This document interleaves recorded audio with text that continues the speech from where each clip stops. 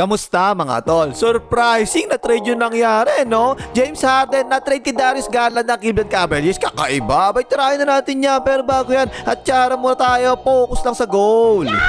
Okay game, eto muna yung mga detalye na nangyaring trade. Ang makukuha ng Clippers mga tol, si Darius Garland at future second round pick. Tapos ang makukuha naman ng Cavaliers, si Balbas James Harden. Ayan mga tol, no? Nakakagulat talaga yung trade na yan para sa akin Kasi unang-unang detalye na kailangan yung malaman dyan, si Balbas, Thunders na yan, 36 years old na yan At si Darius Garland naman, medyo bata pa, 26 years old pa lang.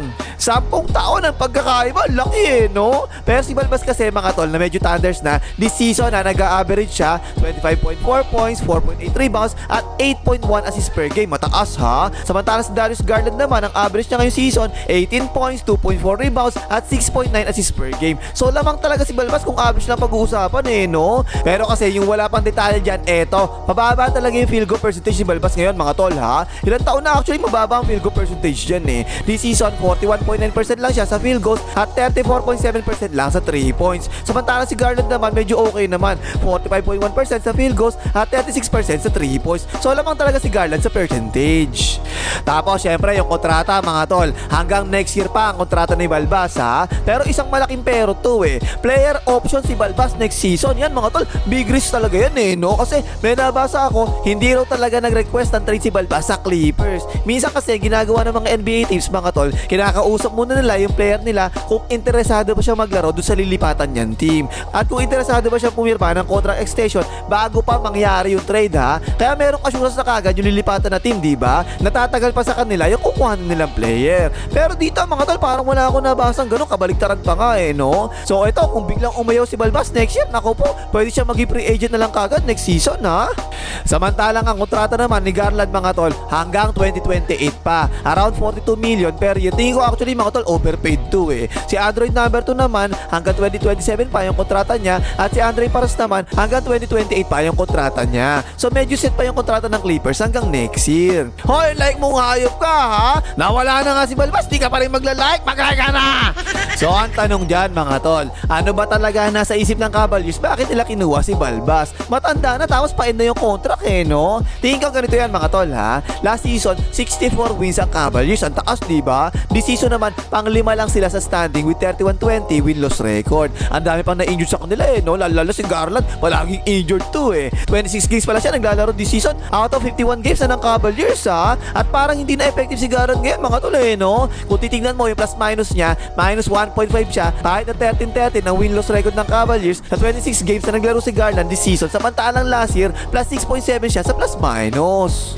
So ang tingin ko nangyari dyan mga tol, hindi naabot ni Garland yung expectation sa Cavaliers sa kanya this season. At tingin siguro ng Cavaliers dito, lalong lumit ang chance nila na makapag-champion, kaya talaga kailangan nilang gumawa ng mga changes sa roster nila. Now, pasok! Balbas James Harden. Sa tagal na ni Balbas sa NBA mga tol ha, kada team na mapupuntahan niyan, ano nangyayari, nagiging Balbas system lahat di ba? Now ang tanong, paano ngayon to? Kasi ang Cavaliers meron niyang gagamboy na madalas may hawak rin ng bola, di ba? Tingin ko actually mga tol ha, mas makakatulong pa si Balbas kay Gagamboy kaysa sa tulong na binibigay ni Garland kay Gagamboy. Kasi ganito yan mga tol ha, si Balbas James Harden, isang legit na shot creator yan, tsaka playmaker, di ba? Oo, isa lang ang bolang ginagamit sa basketball, di ba? Dalawa silang buhay sa bola ni Gagamboy. Paano ngayon mangyayari dyan? Ganito yan mga tol ha, kung hindi nyo napapansin, ang ginagawa ng mga NBA teams kapag meron silang dalawang player na suga pa sa bola, sabayan palagi sa first drive, di ba? Tapos ang gagawin nila, ilalabas nila yung isa doon sa kalahati ng first quarter. So ang mangyayari, isang buhay na lang yung nasa loob. Tapos second quarter naman,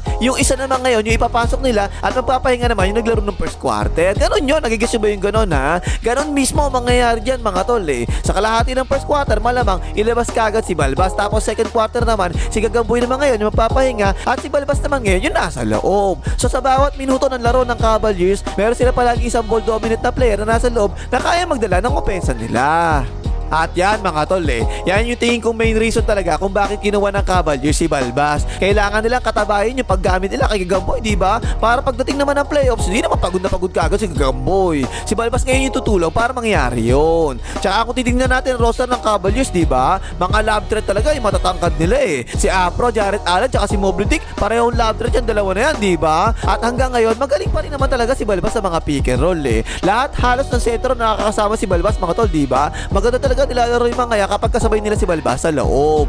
Ang malaking tanong lang talaga dito mga tol, depensa. Kung dati ang lit ng perimeter defense ng Cavaliers kasi 6'1 lang si Garland tapos 6'2 lang si Gagamboy, di ba? Etong si Balbas 6'5 yan mga tol tapos mahaba pa yung Balbas. Pero duda talaga ako sa depensa ni Balbas kasi kapag sa Team USA dati pag masipag dumipensa yan, okay rin talaga Pero kahit kailan hindi ko nakita masipag dumipensa yan sa NBA. Pero at least meron naman mga defensive players na matatangkad ang Cavaliers, so sila na yung bahala sumunod dyan kay Balbas. At tingin ko mga tol, bonus pa nga to para kay Balbas kasi mababa ang standing ng Clippers ngayon, di ba? Kahit na medyo gumaganda pa yung nilalaro nila lately. 7 wins, 3 losses sa Clippers sa last 10 games nila ang Cavaliers naman pang 5 sa standing sa East at halos dikit-dikit lang yung second place hanggang 6th place sa East. So mas malaki talaga yung chance ni Balbas na makapasok sa playoffs this season kaysa nung nasa Clippers pa siya at baka ito na actually yung last chance niya no? Na makapag-champion sa natitirang taon ng karir niya.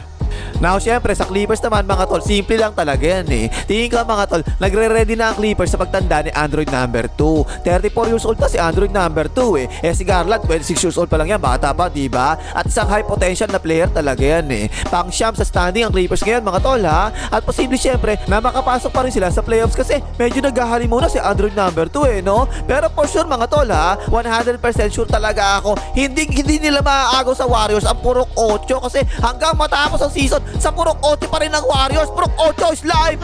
So yung trade na nangyari na ginawa ng Clippers mga tol, meron namang sense din talaga no? Kasi kung tingin nila maliit talaga yung chance sila makapag-champion this season kasi nga purok 9 sila, diba? Nagpe-prepare na lang sila para sa mga susunod na taon pa. Kasi posibleng umalis na lang bigla si Balbas sa kanila no? At syempre lalo pa silang hihina kapag ganun yung nangyari.